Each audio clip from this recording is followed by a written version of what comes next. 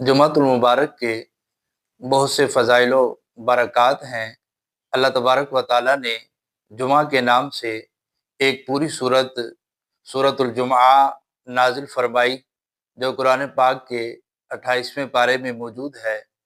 اور جمعہ کا ذکر اللہ تبارک و تعالیٰ نے ارشاد فرمایا، یا ایھا الذین آمنوا اذا نودی للصلاۃ من یوم الجمعہ فاسعوا الی ذکر اللہ وذروا البیع ذالکم خیر لکم ان کنتم تعلمون۔ ارشاد فرمایا کہ اے ایمان والو، جب نماز کی آذان ہو جمعہ کے دن تو اللہ کے ذکر کی طرف دوڑو اور خرید و فروخت چھوڑ دو، یہ تمہارے لیے بہتر ہے ان کنتم تعلمون، اگر تم جانو۔ تو جمعۃ المبارک جو ہے، اس کو فرمایا گیا الجمعۃ سید الایام، کہ جمعہ جو ہے وہ ایام کا سردار ہے، دنوں کا سردار ہے۔ اور ارشاد فرمایا الجمعۃ حج الفقراء، کہ جمعہ جو ہے غریبوں کا حج ہے۔ اور ارشاد فرمایا کہ الجمعۃ حج المساکین، کہ جمعہ جو ہے مساکین کا حج ہے۔ اب یہ ہے کہ جمعہ کو جمعہ کیوں کہا جاتا ہے، اس کی کیا وجہ ہے؟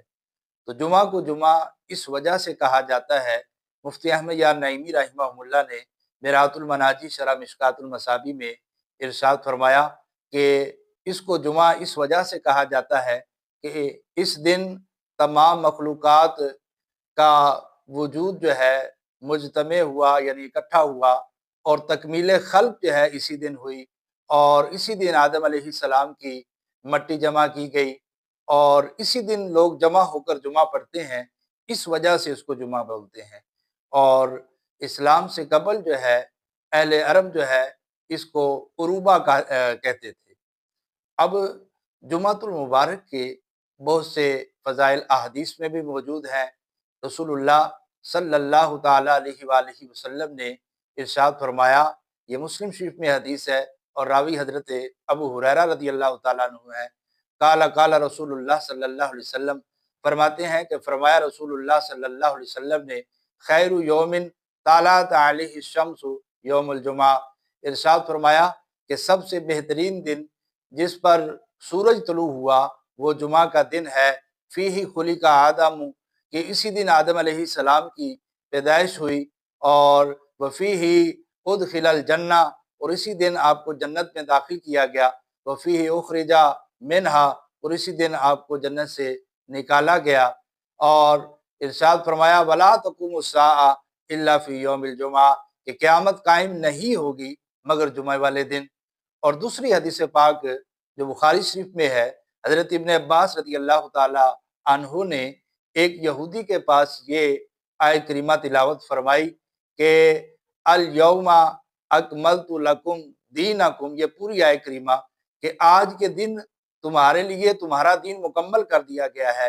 تو جب یہ آیت کریمہ یہودی کے پاس آپ نے پڑھی تو اس نے یہ کہا، کالا لو نازلت ہذہ الآیۃ علینا لاتخذنا عیدا، اس نے کہا کہ اگر یہ آیت ہم پر نازل ہوتی تو ہم اس دن عید مناتے۔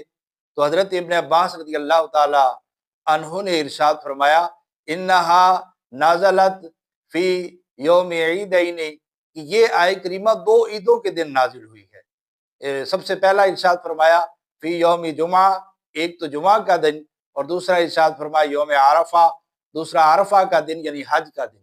گویا کہ جمعہ اور حج کا دن جو ہے یہ عید کا دن ہے۔ اور تیسری حدیث پاک دار قطنی میں ہے اور راوی حضرت جابر بن عبداللہ رضی اللہ تعالی عنہ ہیں۔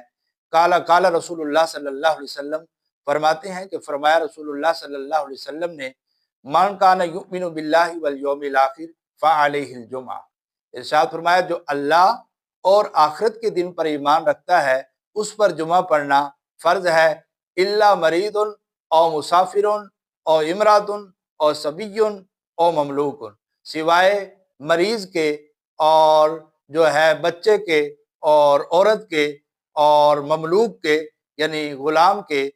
فمن استغنا بلہو او تجارت استغنی اللہ عنہ، تو جو کھیل کود اور تجارت کی وجہ سے جمعہ سے مستغنی ہوا، بے پرواہ ہوا، اللہ تعالیٰ اس سے بے پرواہ ہو گیا۔